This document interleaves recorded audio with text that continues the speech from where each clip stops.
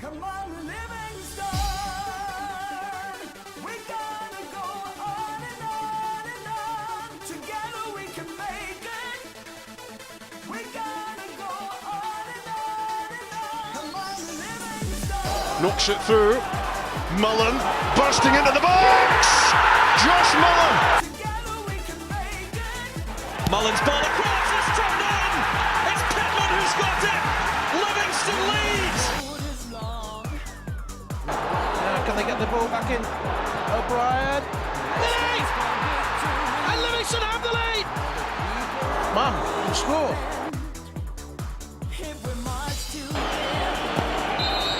The full-time whistle blows and David Hayes celebrates. And the Livingston fans join in exultation. Come on, Livingston. Livingston have the lead against Rangers, and they are certainly rising to a few occasions on their return to the top flight in Scotland. Come on, Livingston. We gotta go. Hello and welcome back to Talk Livy, the podcast dedicated to everything Livingston Football Club and Scottish football. My name's Euan and today I'm joined by Angus and Callum. Believe it or not, Broonie has actually turned up for an episode of this podcast. It is a miracle. We are recording at 6 o'clock at night, so it's about the time he gets up, to be fair. We're also delighted to welcome Blair Cockburn onto the podcast. Guys, how we all doing? Hurt my wrist a wee bit more celebrating at the weekend of the women's game, but yeah, we're in that doing not too bad. Yeah, as you say, a Monday recording, so 2 days after the game, we're all a little bit better than if we'd have done this Saturday night or Sunday morning. So, and good to have Blair along with us as well for a podcast debut. Thanks for having me. No worries, Blair. If you want to just give the listeners a wee breakdown of what it is that you do with the club and how you started getting involved with the club on the kind of social media side. So it's quite a funny story how it all kind of started. So probably around about November, December time last year, was out for a walk after work and checked my phone. I had a message from Dave Black on Instagram asking if I had took a drone image of the stadium a couple of seasons ago. Basically looking for a kind of updated version for the club. Naturally, had a season ticket for 13 seasons at this point, so jumped on the opportunity, happy to get involved. Kind of just grew arms and legs for there, obviously in the middle of lockdown as well. So from there, obviously invited along by Derek very kindly to the next game against Dun United. Took in the game, managed to get some match images, and then from there we kind of put it to the club if the kind of videography option would be interested in. And then obviously from there, it's kind of obviously grew arms and legs and seems to be really well received by the fans. So generally on the match day, just the kind of sideline highlights, helping Broonie out with the post-match interviews for the manager and the player as well. And then obviously the various features that hopefully fans have seen in the past couple of months. So good to be involved and hopefully well received by the fans, as I said. So been an interesting year to say the least.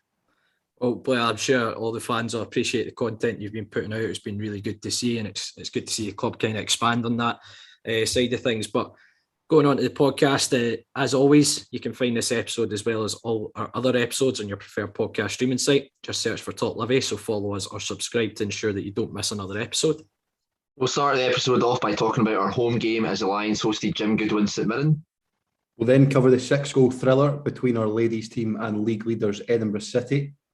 And lastly, we'll look at Scotland's next two games, including that massive match against Israel on Saturday at Hampden.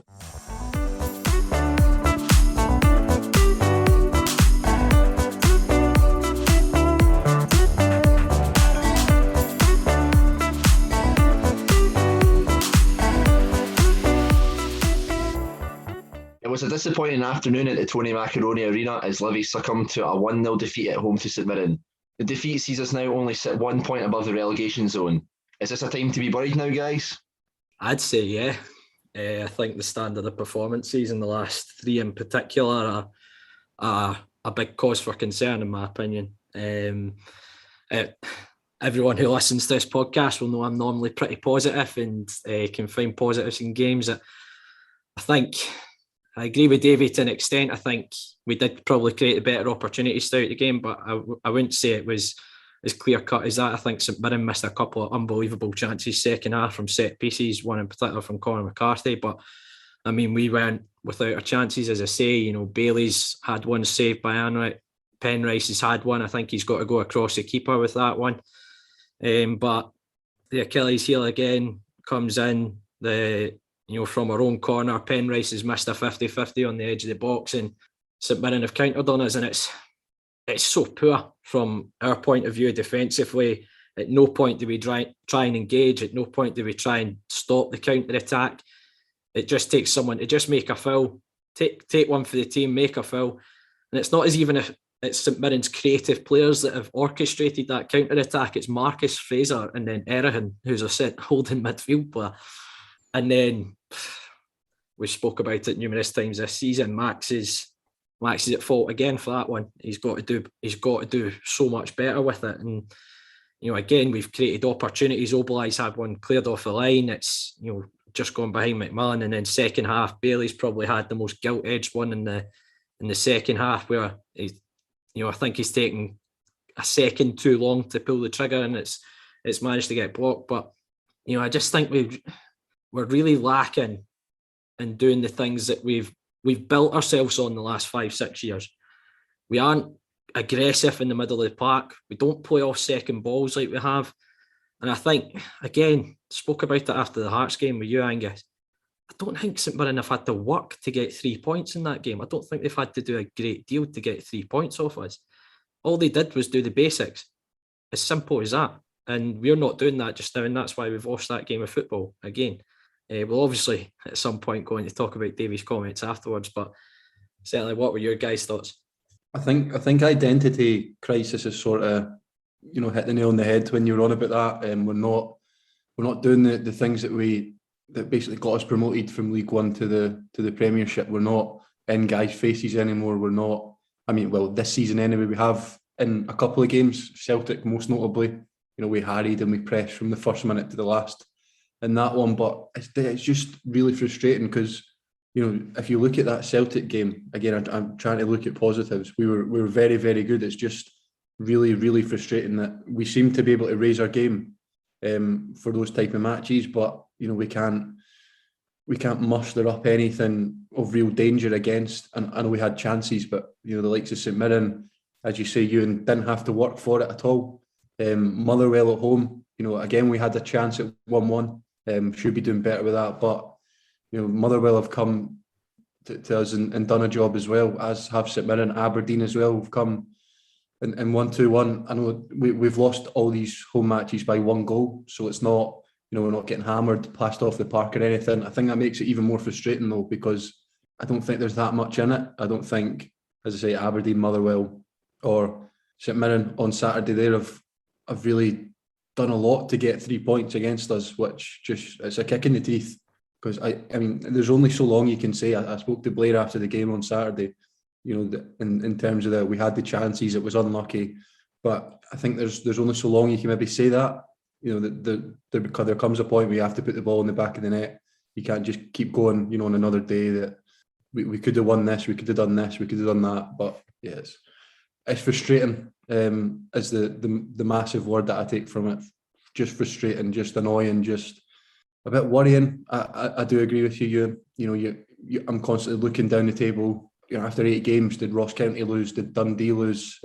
Thankfully, they're just as murder. So they did. But hopefully, sort of after international break, we can come back with a wee bit more fight. There was talk of making the Tory Mac a wee bit more of a fortress now. As it sort of been built like that. The first season in particular, teams struggled. The pitch, blah blah blah, all this. But as you say, teams I probably don't think fear coming to Livingston now. So that's for me a worry. For me, one of the biggest issues is just the style of play that we're having at times. It's absolutely brutal to watch at times, and it's a label that was unfairly put on us for like a number of years, saying like hoofball and all of that. But at times now I'm watching it, I'm like, there is no plan here. There is absolutely nothing that we're really kind of expecting to do other than hitting it and hoping it. How many times in a game you'll see in a passage where a midfielder will just blindly try and punt the ball over their shoulder when it's Andrew Shinnie up against back 5? It's not going to do anything.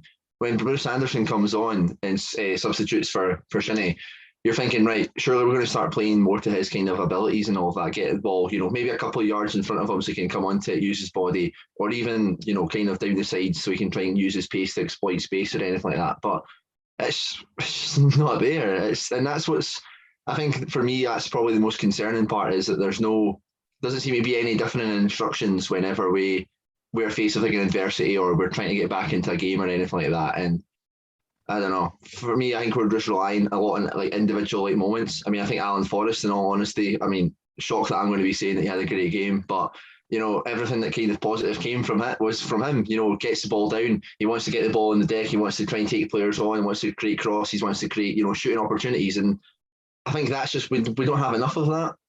At the start of the season, Davey, of course, was saying about how, he's looking forward to having like a much more attacking side and all of that. We're yet to see it, and like the amount of goals that we've scored shows that. And I don't know, maybe we are just being a wee bit unfortunate, but for me, it's not great at all at the moment. But yeah, hopefully it'll start to pick up. But yeah, not great. Can only really echo the sentiments for yourselves, gents. I'm kind of on the fence. I was a bit miserable after the game, to say the least, on Saturday. Kind of reflecting on it yesterday and today ahead of coming on here. I guess if you look at 90 minutes in isolation, you could almost chalk it down that we were unlucky, as Davey says. But as you said, Bruni, the other 2 home games where we have lost in this manner, it's quite difficult to take, and it's certainly the sign of a trend. And for me, how do we nip it in the bud? I think we've continued far too long relying on Shinnie up front as the 9. We'd probably say the worst thing that could have happened for us is how successful it was against Celtic. And for me as well, we almost, a kind of result of that is we're almost bypassing the best asset we have in the team, which is the midfield. I do feel for Davey in a sense. We've obviously lost, the likes of Pitts. Jacobs has kind of been in and out of the team. Sibbald's out again. In terms of your actual ball playing midfielders, that could argue they're not there at the moment, but style of play doesn't help at all. I think it's not playing to our strengths at all, and it's kind of reflected in the results recently. I think we're crying out for Marvin Bartley to go and put his boots back on in the middle of the park at times. Actual crying out for him to go and put his boots on, or as you say, Blair, like a Keegan type player who does the dark arts of the game. Because I think we've become nice. We've become so nice to play against. Any team, as you said, Bruni, any team that used to come to Livi over the last 3 seasons used to hate it. They used to absolutely hate it because we'd be in their faces, on top of them. Every second ball we'd be getting on the end of, and we're not doing it. It's just basic things in football. And we'll go on and talk about Davies' comments after the game. It certainly raised a few eyebrows on social media, where he had a bit of a dig at the fans for booing at full time. I've went and pulled a few stats over the last few months, and Davies' comments were along the lines of fans being frustrated because they've been spoiled kind of top 6, which fans are expecting that. Now, anyone that listens to the podcast knows I pretty much, if we did top Livi bingo, it would come up almost every time, me saying 10th place and above is success for this football club in this league. But I went and pulled a few numbers for the run of games. So from St Johnstone beating us in the league last season and ending our unbeaten run, we've played 20 games in the league. We've won 2, drawn 4, lost 14. We've scored 11, conceded 38, and we've only had 3 clean sheets in that run of form. So we're almost conceding 2 goals a game, and we're scoring less than a goal a game in that run of 20 games. Do you think his comments are fair? They are quite staggering stats when you think about it. I don't. See, when he spoke to me after the game, I don't think it was sort of as severe as it was made out. I know like my interview is not the one that's being spoken about.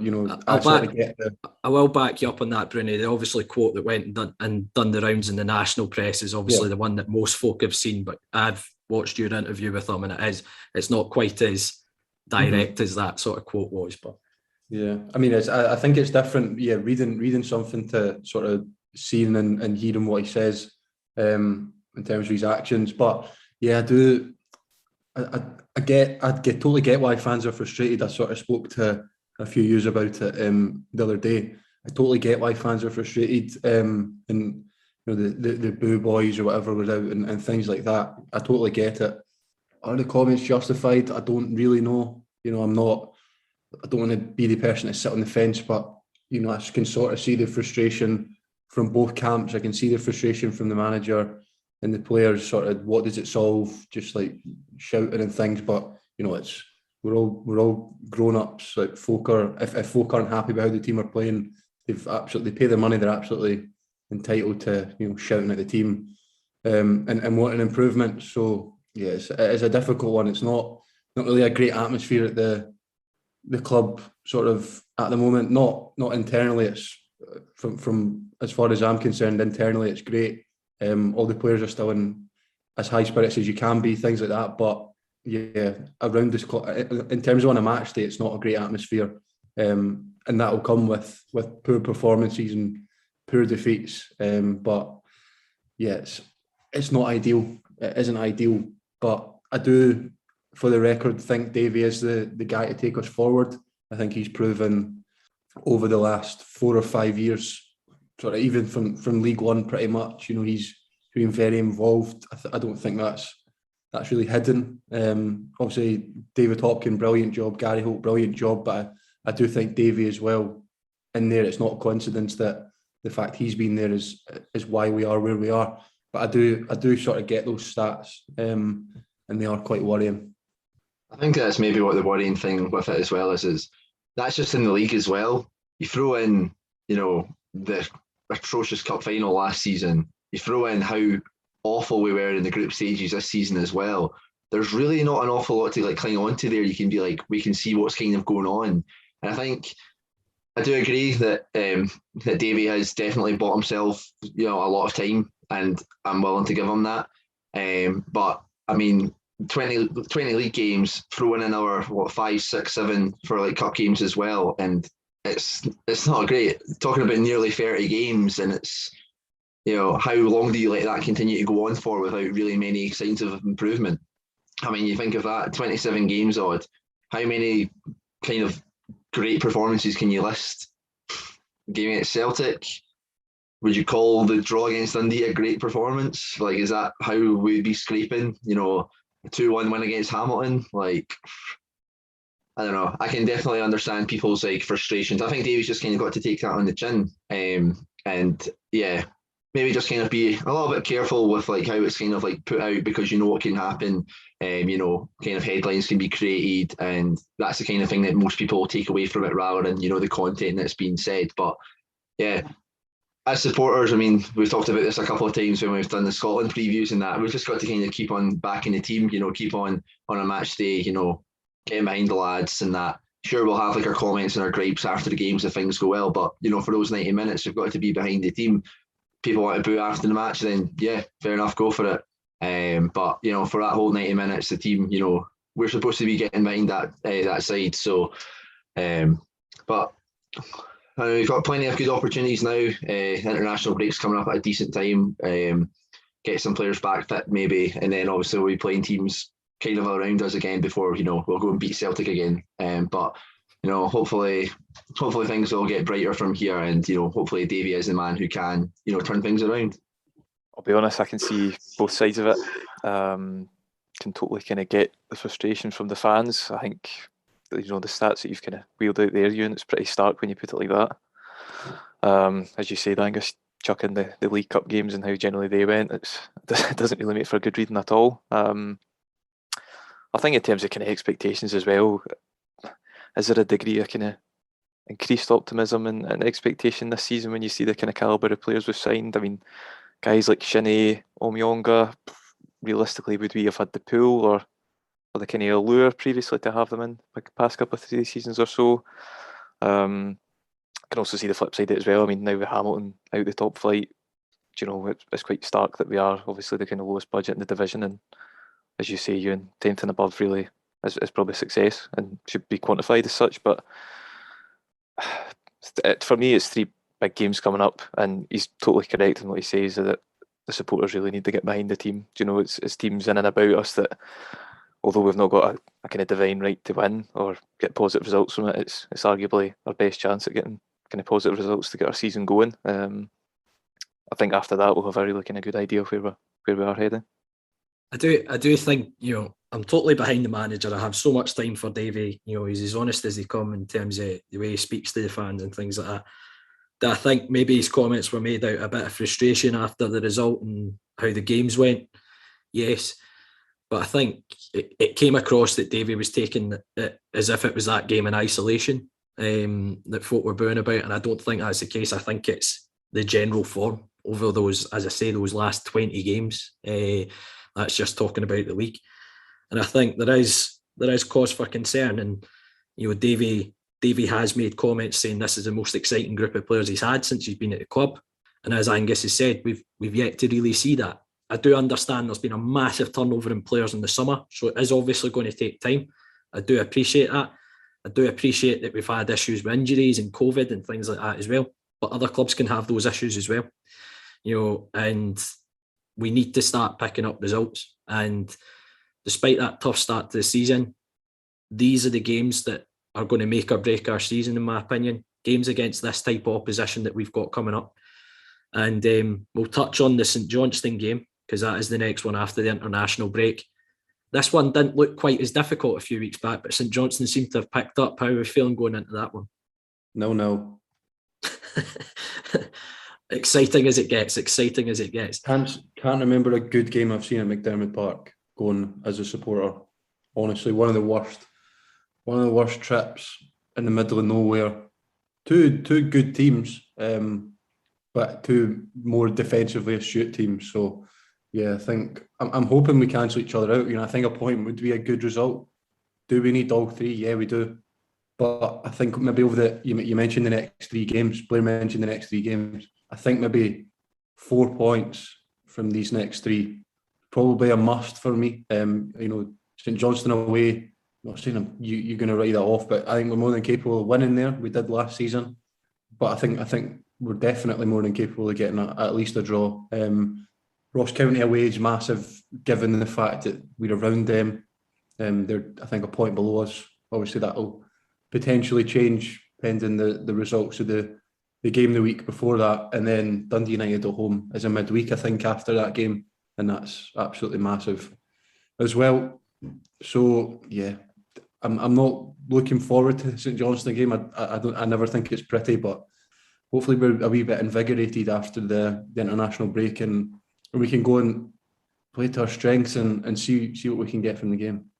Not optimistic in the slightest. Going up against, probably another back five. I can just see it already. I was just hammering the ball up to be Bruce Anderson, who's just going to have no joy whatsoever. Yeah. This is kind of what we're talking about though. With we need to see something changed up though. We need to see, what tricks Davies got up his sleeve and all of that. If he's going to change something, then change something. Let's see what we can do with it. Let's not just stick with the same old thing over and over and over and again, or we're going to get hammered off of them, because they're a team who's definitely on the rise again. They'll be wanting to build up momentum going into their cup semi-final and that as well. St Johnstone, they've caused us enough issues recently, a lot of heartbreak recently, and just the thought of this game coming around at this time, yeah, it's just got bad feelings all over it.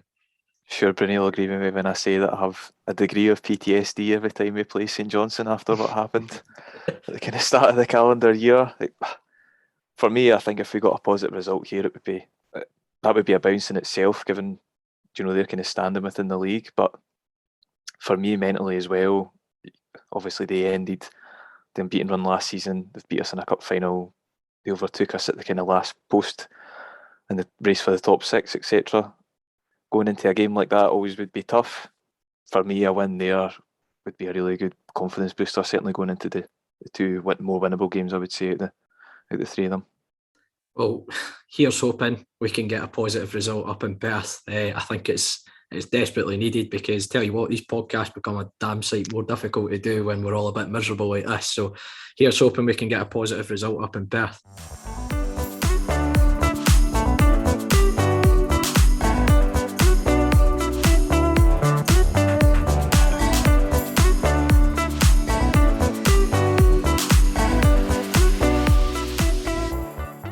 So now on to a slightly more positive Livingston team. The Lionesses hosted league leaders Edinburgh City on Sunday to a thrilling 3-3 draw. But probably disappointed not to take all 3 points in the circumstances, Angus. I think they led 3-1 with around 7 minutes to go. Is that an opportunity missed? Oh, definitely. So it's such a kind of a strange kind of game, and just kind of shows like how cruel football can be, because for about 80 minutes it's probably the best performance that the team's had this season. Playing against a team who was top of the league. Early on, Edinburgh City, they kind of looked to be one of the better technical sides in the league. You could see that you're knocking the ball about pretty well, but we just pressed them and caused them to make like so many mistakes, and create so many chances. A final 10 minutes of madness where it's just such a strange moment that just the game just kind of like died. Like all the tempo just kind of got sucked out of the game straight away, and you can just tell that there was only one team who was going to go on to kind of turn things around. But yeah, just kind of going into the game like on its own. The kind of first half, kind of went in 2-0 up at the half time. The game got off 15 minutes into it. Both teams had hit the bar. Thankfully, we were the ones to then kick on from that. Sharon Hughes did absolutely tremendously to go down the right hand side and bravely collided with the goalkeeper, but managed to tip it back to Ashley Fish, who got her 9th goal of the season. I mean, she's exactly the kind of striker who our men's team are missing out on. She's 9 goals in I think 6 games or something like that. She's been absolutely tremendous since she's joined the club. And yeah, long may it continue. She would then be kind of overshadowed a wee bit by Rachel Walkinshaw, just deciding to absolutely launch one from 35 yards. And to be fair to the keeper, tried her best to, tip it onto the bar, but, it's just creeped right over the line. But yeah, kind of from that first half, it was just very dominant. And, we kind of talked about it a few times, Euan, about how, the team hasn't, started off like too well. But there was no issues with that here. They were completely up from it from the get-go, and yeah, deservedly leaded at half time. Going into the second half though, you could tell that Edinburgh City, they changed their shape a wee bit. They went to a 4-3-3 to kind of pin back like Hughes and Vicky Wood, like the full-backs, and they were getting a lot of kind of opportunities, a lot of headers. They're having a lot of corners and that, which we didn't really pick up on. That would then end up coming to cost us because they got a goal from that. However, probably 15 minutes from time, Jen Dodds, outdone Rachel Walkinshaw with her own 35-yard screamer. I couldn't believe that went in. It really got like when you see like a goal like that, you just can't help but get off your seat. And thanks Jen for making me clap my one good hand and my absolutely broken one together. That was very, very much worth it for that. So thanks very much. But from there on, it just looked as if the game was dead. Edinburgh City looked, they started to become a wee bit nasty. They started to leave in like the wee boot in every now and then, like off the ball. But I don't know if that was maybe something, that kept them kind of fired up for the game. There was just a random cross that went into like the bottom corner of the pitch for Livi, and Sally Shrike picks the ball up, and it seemed quite strange. Like Livi just didn't really do anything with it. We just held on to the ball, waited until they came to press us, tried to play it out, made a pig's ear of it, and then a cut back, and it was 3-2. And from then you could just see like the heads drop, and the momentum was all on Edinburgh City side. And whenever that happens, it's always inevitable that they're going to get that one chance. And it fell to the lassie, I think her name was Markley, on the edge of the box, and an absolute screamer of a goal to make it 3-3 as well. But yeah, that's what makes it so frustrating, is that for most of the game they were incredible, but that final 10 minutes of just a wee bit of complacency is cost them from quite a good scalping, in all honesty. I mean, but Paul obviously was saying that everybody was like devastated and that about the result, but if they play like that for like the whole 90 minutes, they'll wipe aside, they'll put aside most of the teams in the league this year. Unfortunately, I wasn't personally at the game. Obviously, Angus was there. Another man that was Blair. I've been filming some of the women's games as well. Lucky enough to see those goals on the Livi women's Twitter. Again, as Angus mentioned, in particular, Walkinshaw's goals brilliant. Jen Dodds as well, an absolutely phenomenal strike. Blair, what was your sort of take on the game being there? I know filming it as well, but what was your take? I think in terms of entertainment value, definitely one that the neutral would have been drawn to. 3 absolutely cracking goals, as Angus has said, 2 for ourselves and obviously the equaliser for Edinburgh City, unfortunately. But yeah, just to really echo what Angus had said, kind of 3-1 up with 5-10 minutes to go, looking like they're kind of home and hosed. I think they'll be really disappointed the way that they've eventually just dropped essentially 2 points in the grand scheme of things. Obviously, Edinburgh City were top of the league heading into the game, so I think the focus was definitely to try and win and kind of claw back that kind of gap to the top. But I think they can count themselves unlucky. I mean, obviously, the quality of the strikes that we've seen from Dawes and Walkinshaw is really, really promising going forward. And as some of the results in recent weeks have shown, they certainly can score goals. Just a question if they can keep these performances up for 90 minutes and see these bigger games out. I think that'll be the kind of crux and depend or kind of see where they go from here. It appears that they've played kind of all the teams you'd expect to maybe be in and about it this season, the likes of Gartcairn and Renfrew, and now Edinburgh City obviously sitting top of the league as well. And you know, they've been very competitive in all the games and have picked up results against these teams. It's just been, you know, seeing the game out and getting the job done type thing. But you know, Angus, we've touched on it. It was a matter of time before Rachel Walkinshaw went and scored one. She's came close a number of times. She's been on the end of some top-class goalkeeping in the last 3-4 weeks. So it was good to see her get on the score sheet. And as you say, her goal and Jen's goal, two absolute peaches. And, you know, we spoke about the two up top, Ashley Fish and Jen Dodge, seem to be causing havoc again. But, you know, unfortunately, I wasn't at the game, so just going off the Twitter feed, but it does look like it's 2 points dropped in the grand scheme of things. But as you say, if they can keep up the level of performance that appears to be there for large spells of games, they will start putting these teams to bed in the long run. Yeah, they definitely seem to have a bit of consistency now as well. You know, they kind of settled on, you know, like a proper like starting 11 in that as well. Ashley Fishes, you know, came in and hit the ground running.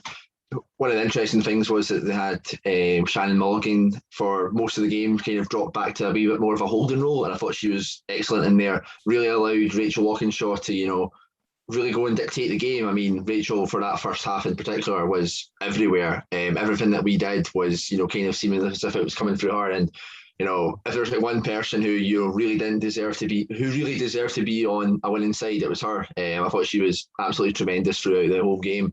And you can see, you know, at the end of the game, I don't think she was too happy with, you know, how it had ended up. But that is just what football is sometimes. Hopefully this is a good learning step for them though. Obviously not too old of a club, not face like too much adversity or whatnot, but, you know, they'll certainly be feeling the impact of that one, and they'll be knowing, you know, that they've just taken the league leaders to as far as they can, and the league leaders will be, you know, sighing like a breath of relief that, you know, that they've went away with a point there, because they really shouldn't have had anything. But, you know, very positive signs to see. Another great game to watch, and yeah, can recommend more people to come down and, you know, cheer the lassies on, because every game that we've came to see has been an absolute cracker and they really deserve the support. So yeah, whenever we can go into the SWF Championship South website, you can see whenever we're playing, and yeah, get yourself down for, you know, some cracking football.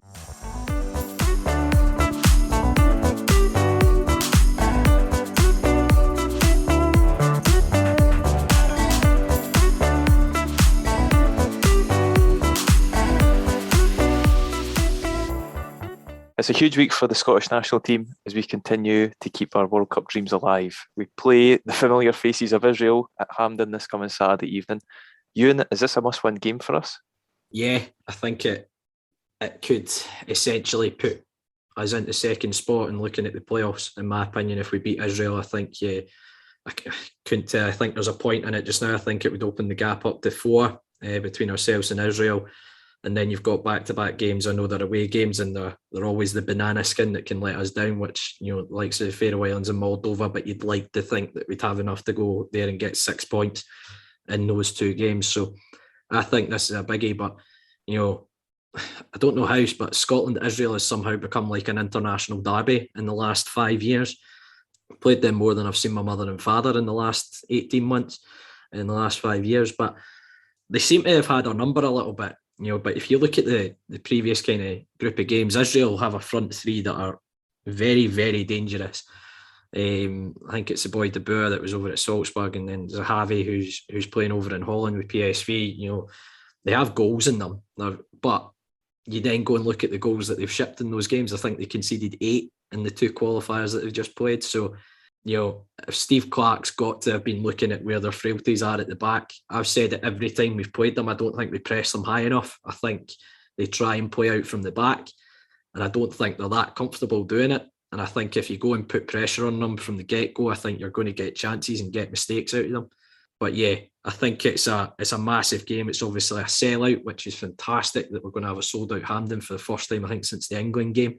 It'll be fantastic. Hopefully there's a brilliant atmosphere as well, and hopefully the Tartan Army can be sent home happy with 3 points that hopefully pushes us one step closer to Qatar.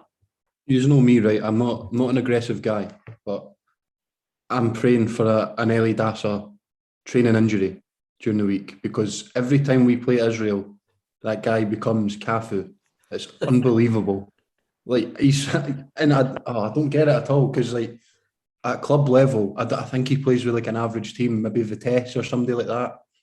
I mean, nobody's been watching these games, because he'd be at a top level Premier League club or something if he continued these performances. Maybe he's just hopeless for Vitesse. But yes, as Euan says, it's an absolutely massive game. Buzzing for it, sort of going as a supporter as well. Obviously, himself and Blair work within the club. We don't, at the minute, really, like yourselves, I know there's not been a lot to cheer about, of course, sing about, but I was about to say, I think I'd rather the working environment, to be honest, at the games just now. We don't maybe really get to properly cherish the goals and the celebrations and all that. But obviously, it's a massive, massive privilege to work for the club. But anyway, I'm buzzing to go to the game as a fan, sort of get a pre-match pint. Just things like that. I absolutely love Scotland games. I've been going since I was a wee guy. Still am a wee guy, to use anyway. But it's going to be a massive sort of spectacle. 52,000 there. An absolute sellout. Apparently there's some light show before the game as well. Oh yeah, there was a light show before Moldova. Unbelievable.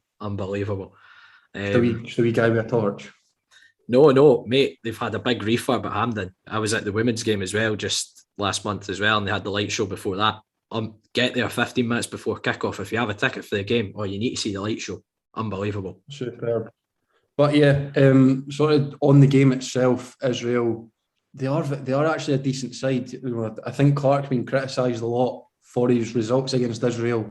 Sort of the folk that have wanted him out and things like that. He's too negative.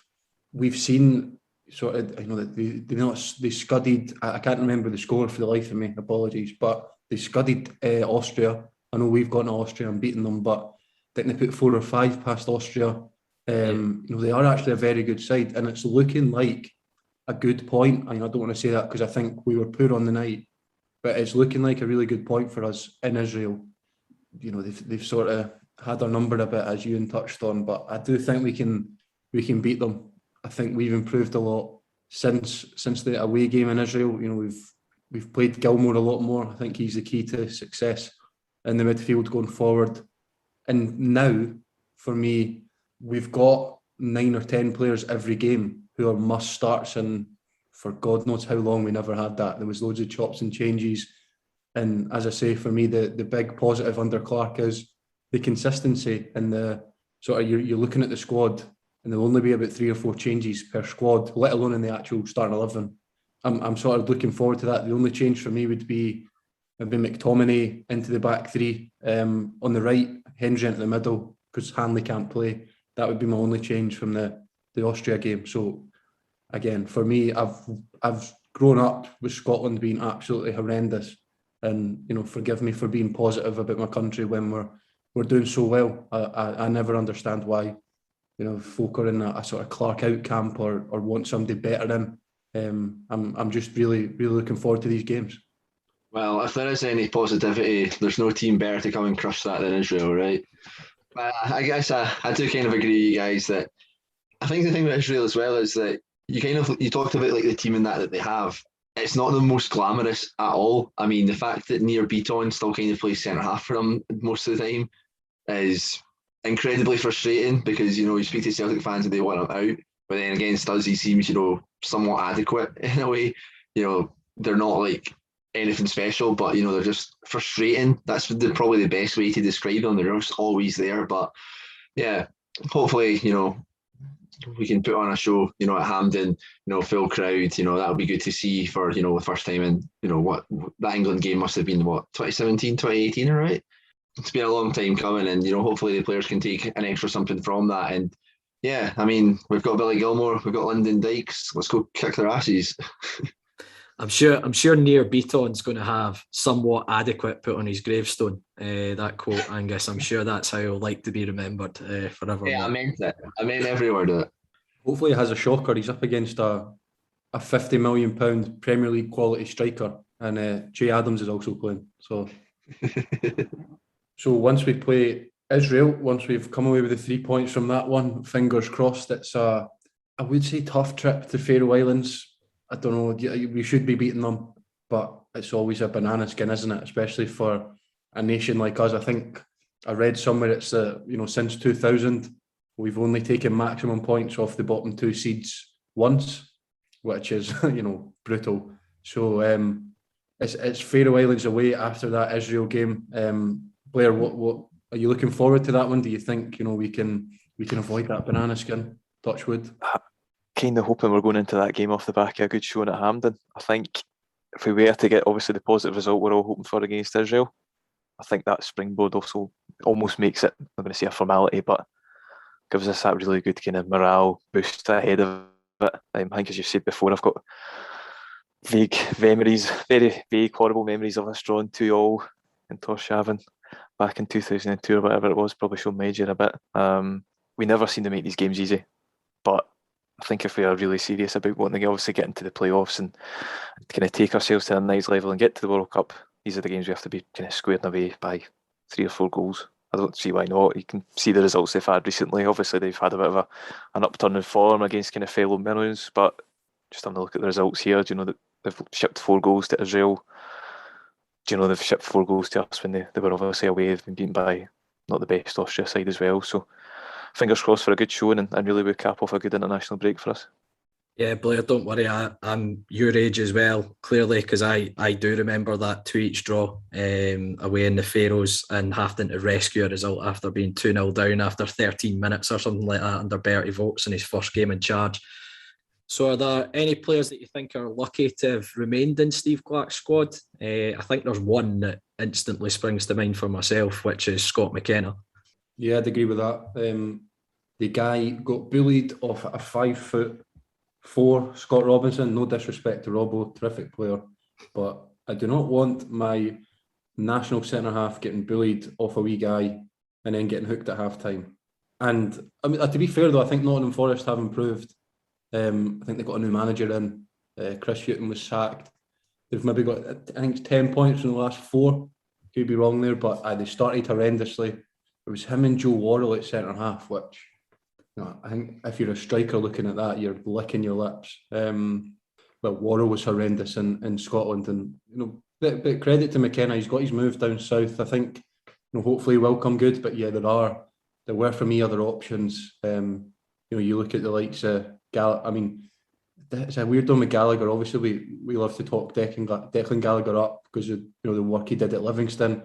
He was very good at Motherwell as well, and vital in the sort of playoffs, getting us to the Euros. But yeah, he's not playing at club level now for Aberdeen, which is again a strange one. But not got time to talk about Aberdeen. But yeah, maybe John Souttar. I know he's been injured the last 2 games as well, but he could have been an option to come in for McKenna. Other than that, I'm not really sure there's a player that I would have taken out. I think it's a 24-man squad, so I would have liked to see one more. Gould's been spoken about, Hickey's been spoken about. Both of them are flying at their clubs at the minute. Hickey scored again at the weekend. He could be an option at right back. I know he's a left back predominantly, but pretty sure he's got a very, very strong right foot. And yeah, as I say, you've got the likes of Gould. I've been a massive fan of Ryan Gould for a number of years now, sort of on that hype train as such.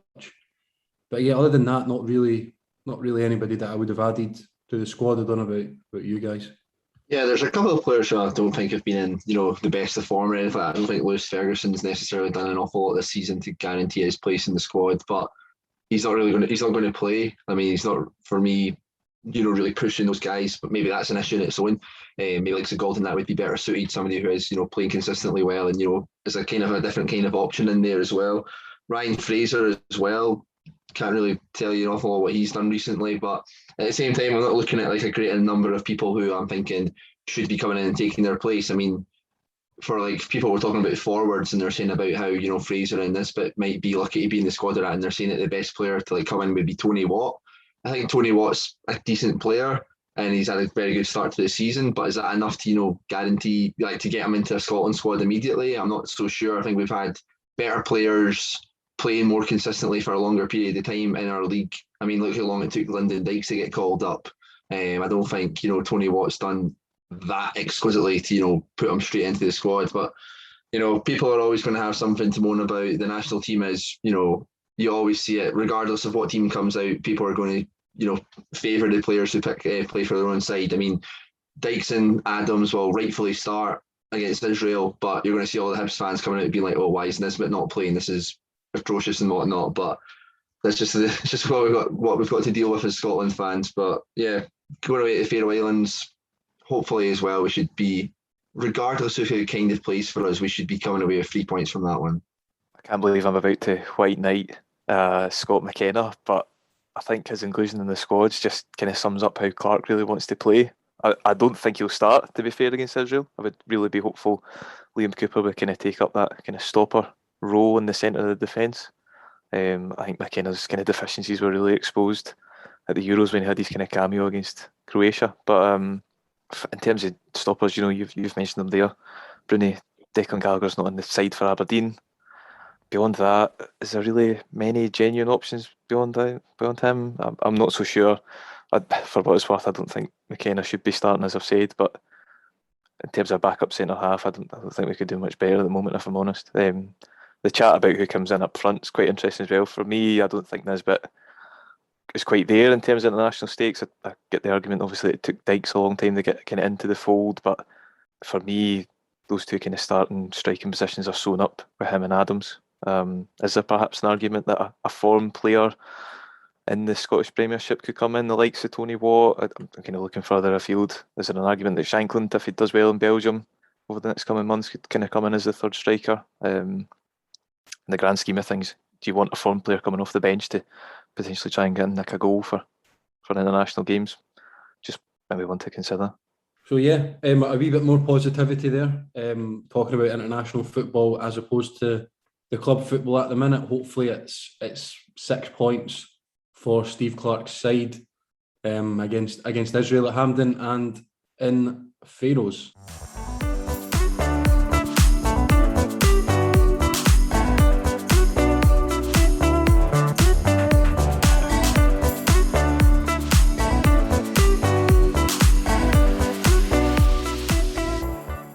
That's it for this week's episode of Talk Livi. Thanks again to every single one of you for tuning in week in and week out. If you can, we'd love to hear your feedback. Either leave us a review on iTunes or simply message us on Twitter, Facebook or Instagram.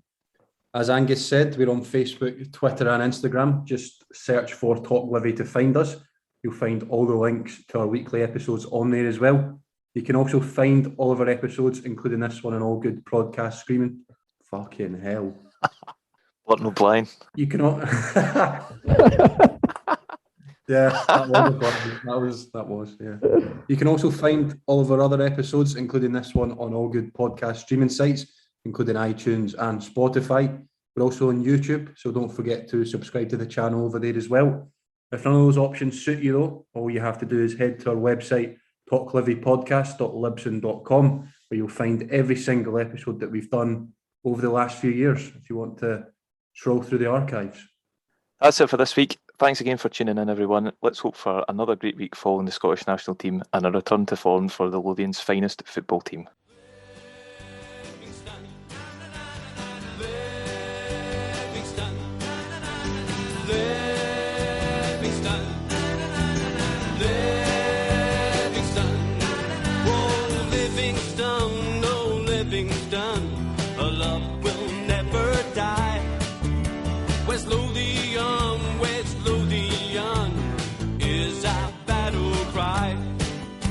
This is the place from which